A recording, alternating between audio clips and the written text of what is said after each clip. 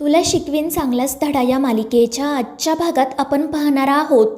अधिपतीला propose करण्यासाठी अक्षरा छान नऊवारी साडी नेसून पारंपरिक दागिने घालून तयार झालेली असते आणि मग त्यानंतर ती स्वतःला आरशामध्ये बघून खुश होते आणि मग त्यानंतर आजींनी तिला जशी कोल्हापुरी भाषा शिकवलेली असते तशा भाषेत ती अधिपतींसोबत काय बोलायचं याची प्रॅक्टिस सुरू करते. मात्र नेमकी त्याच वेळी चंची त्या ठिकाणी येते आणि ती अक्षराचं बोलणं ऐकते आणि आज अक्षरा अधिपतींना प्रपोज करणार आहे हे कळल्यावर तिला तर मोठा धक्काच बसतो. ती मनाशी म्हणत असते की एकीकडे ती सरगम आहे जी अधिपतींच्या मागे लागली आहे आणि दुसरीकडे ही मास्तरीन, आता काय करायचं. आणि तितक्यात अक्षराचं लक्ष चंचीकडे जातं. ती मोठ्याने तिला आवाज देत बाहेर येते तर चंची घाबरून म्हणत असते की मी काही ऐकलं नाही, मी इथून जात होते तेव्हा सहज तुझं बोलणं कानावर पडलं. त्यावर अक्षरा म्हणते ते सगळं ठीक आहे, पण तू प्लीज जे काही ऐकले ते कोणालाही सांगू नको. आणि त्यावर चंची म्हणते ठीक आहे. मात्र मग त्यानंतर ती अक्षराच्या मनात अधिपतीविषयी विष कालवण्याचा प्रयत्न करते. ती अक्षराला असं सांगते की तू तुझ्या मनातलं आज अधिपतींना सांगायला जाशील सुद्धा, पण त्यांनी ते ऐकायला हवं ना, कारण त्यांची लाईन आज दुसरीकडेच बिझी आहे. त्यामुळे अक्षरा विचारते की नक्की काय म्हणायचं आहे तुला. तर चंची तिला सांगते की आज ती सरगम अधिपतींना जाऊन भेटणार आहे आणि ते ऐकून अक्षराला तर धक्काच बसतो. मात्र ती म्हणत असते की अधिपतींवर माझा पूर्ण विश्वास आहे. त्यावर चंची म्हणते की अधिपतींवर आहे ग तुझा विश्वास, पण त्या सरगमचं काय. मी स्वतः तिचं बोलणं ऐकलं आहे. ती आज नव्या गोडाऊनमध्ये जाऊन अधिपतींना भेटणार आहे आणि जर तिने अधिपतींना सोडलंच नाही तर मग ते तुला भेटायला कसं येणार. आणि चंचीचं हे सगळं बोलणं ऐकून अक्षरा काळजीत पडते.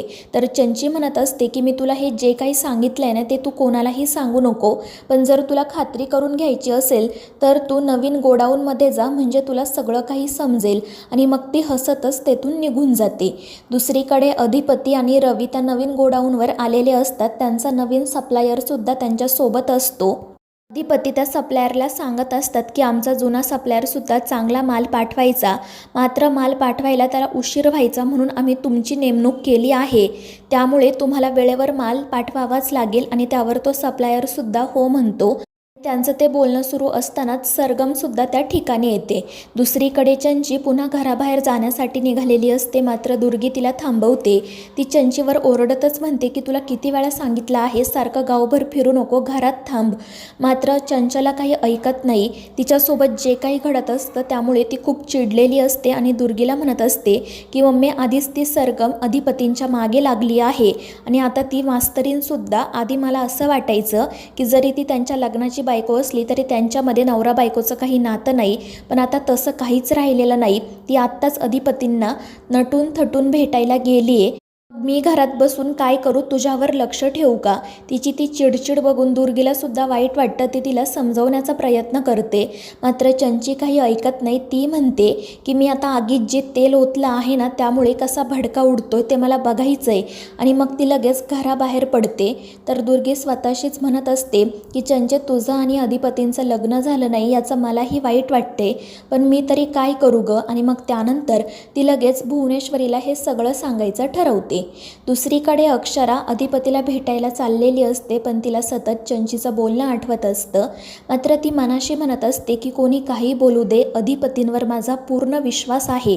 मात्र त्यानंतर ती असंही म्हणते की त्या सरगम मॅडमचं काय, त्यांच्यावर मी कसा विश्वास ठेवू. आणि मग ती अधिपतीला कॉल करते, मात्र त्याचा कॉल काही लागत नाही. त्यामुळे अक्षरा काळजीत पडते आणि मग ती पुन्हा विचार करते की खरंच अधिपती त्या सरगम मॅडमला भेटणार असतील का. आणि मग त्यानंतर ती ज्या रिक्षातून चाललेली असते ती रिक्षाच बंद पडते, त्यामुळे तिला खाली उतरावे लागते. तर चंची अक्षराचाच पाठलाग करत असते. दुसरीकडे अधिपती त्या सप्लायरसोबत बोलतो आणि त्याला वेळेवर कच्चा माल पाठवायला सांगतो. त्यानंतर तो रवीलासुद्धा सांगतो की तू त्याच्या कॉन्टॅक्टमध्ये थांब, आपल्याला डिले होऊन चालणार नाही. त्यावर रवी हो म्हणतो आणि मग त्यानंतर अधिपती रव्याला विचारतो की अजून काही कामं असतील तर आत्ताच सांग, कारण नंतर आम्हाला मास्तरीनबाईंना भेटायला जायचं आहे आणि त्यावेळेस आम्हाला कामाचे कोणतेही कॉल नको आहेत. त्यावर रव्या म्हणतो की नाही, आता सगळी कामं पूर्ण झाली आहेत. आणि तो हसतच अधिपतीला बेस्ट ऑफ लक विश करतो. तर त्यांचं बोलणं सुरू असतानाच सरगम त्या ठिकाणी येते, मात्र अधिपती तिच्याकडे लक्षही देत नाही आणि मग तो तळ्यावर जाण्यासाठी निघतो. तर सरगमसुद्धा त्याच्या मागेच जाते. दुसरीकडे दुर्गी भुवनेश्वरीकडे जाते. ती भुवनेश्वरीला म्हणत असते की ताई, मला तुला महत्त्वाचं काहीतरी सांगायचं आहे. मात्र भुवनेश्वरी कामात असल्याने ती काही दुर्गीकडे लक्ष देत नाही. पण दुर्गी म्हणते की ताई, तुझ्या कामापेक्षा माझं काम महत्त्वाचं आहे. त्यामुळे भुवनेश्वरी विचारते की बोल, काय बोलायचं आहे तुला. आणि मग दुर्गी तिला सांगते की ती मास्तरीण अधिपतींना भेटण्यासाठी घराबाहेर गेली आहे आणि ती खूप नटून थटून गेली आहे. आणि ते ऐकून भुवनेश्वरीला आश्चर्य वाटते. ती म्हणते की हे तुला कसं कळलं. तर दुर्गी सांगते की ती अशी नटून थटून दुसऱ्या कोणाला भेटायला जाणार, अधिपतींनाच भेटणार ना. आणि मला तर असं वाटतंय की ती मुद्दाम तुझा नियम मोडत आहे आणि अधिपती तुझ्यावर प्रेम करतात ना, हे तिला बघवत नाही, म्हणून तिचं हे सगळं चाललंय. मात्र भुवनेश्वरी म्हणत असते की आमचा अधिपतींवर पूर्ण विश्वास आहे. मात्र दुर्गी तिला सांगते की तू अधिपतींना कॉल करून घरी बोलावून घे, म्हणजे तीसुद्धा गपगुमान घरी येईल आणि मग तू तिला चांगली शिक्षा दे. तर दुसरीकडे अक्षरा रिक्षाची वाट बघत असते, पण तिला रिक्षा काही भेटत नाही. तर चंचीसुद्धा अक्षराच्या पाठीमागेच असते आणि अक्षराचा पाठलाग करण्याच्या नादामध्ये ती एका कचरा घेऊन जाणाऱ्या बाईला धडकते आणि सगळा कचरा तिच्या अंगावर पडतो. त्या बाईलासुद्धा दुखापत होते. तर अक्षरा पटकन त्या दोघींजवळ जाते. त्यामुळे चंची तिचा चेहरा लपवते आणि मग त्यानंतर अक्षरा त्या बाईंची विचारपूस करते आणि तेथून पुढे निघून जाते. तर कचरा अंगावर पडल्यामुळे चंची खूप चिडलेली असते. दुसरीकडे अधिपती तळ्यावर जातो. तिथे वृक्षारोपणाचं काम सुरू असतं. अधिपती त्या लोकांना काही सूचना देतो आणि तितक्यात ती सरगम त्या ठिकाणी येते. ती अधिपतींना म्हणत असते की मी तुम्हालाच भेटण्यासाठी इथे आले आहे.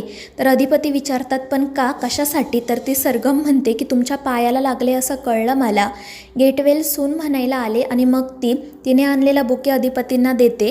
मात्र अधिपती म्हणत असतात की हा तुमच्या जवळच राहू द्या, मला काम आहे. आणि तो लगेच तेथून निघून जातो आणि त्याच्या अशा वागण्यामुळे सरगम नाराज होते.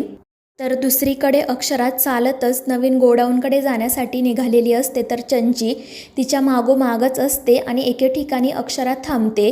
तिच्या शेजारी चिखल असतो. तर चंची अक्षराला त्या चिखलात ढकलण्यासाठी जाते. मात्र तितक्यात अक्षरा तेथून निघून जाते. त्यामुळे चंचीचा तो डावसुद्धा फसतो. मात्र तितक्यात तिथे एक गाडीवाला येतो आणि नेमका तो त्याच खड्ड्यातून त्याची गाडी घालतो. त्यामुळे त्यातील सगळा चिखल चंचीच्याच तोंडावर उडतो. त्यामुळे ती अजूनच चिडते. दुसरीकडे अधिपतीचं काम सुरू असतं. तर सरगम पुन्हा त्याच्या पाठोपाठ येते आणि तिचं असं वागणं अधिपतीला अजिबात आवडत नाही. तो तिला स्पष्टपणे सांगतो की तुम्ही आमच्या असं मागं करू नका, हे विचित्र वाटतं, लोक काय म्हणतील. तर ती म्हणत असते की अधिपती, तुम्ही माझ्याशी नीट बोला ना, तुम्ही आधीसारखं बोलतच नाही, माझ्याकडून काही चुकलंय का सांगा मला.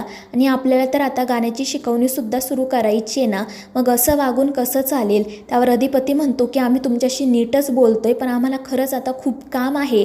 आणि तो तेथून निघून जातो. तर दुसरीकडे अक्षरा गोडाऊनजवळ येते. तिथे तिला रवी भेटतो. ती त्यांना अधिपतीबद्दल विचारते. तर रवी सांगतो की सरकार तर इथे नाही येत. आणि त्यामुळे अक्षराला प्रश्न पडतो की चंचीने मला खोटं का सांगितलं असेल. आणि मग रवी अक्षराला सांगतो की सरकार इथूनच 5 मिनिटांच्या अंतरावर असणाऱ्या तळ्यावर गेले आहेत. आणि मग तो अक्षराला तिकडेच जायला सांगतो. तर चंची लपूनच त्या दोघांचं बोलणं ऐकत असते आणि ती चिडून मनाशी म्हणत असते की मी काही करायला गेले तर सगळं माझ्याच अंगलट येत आहे.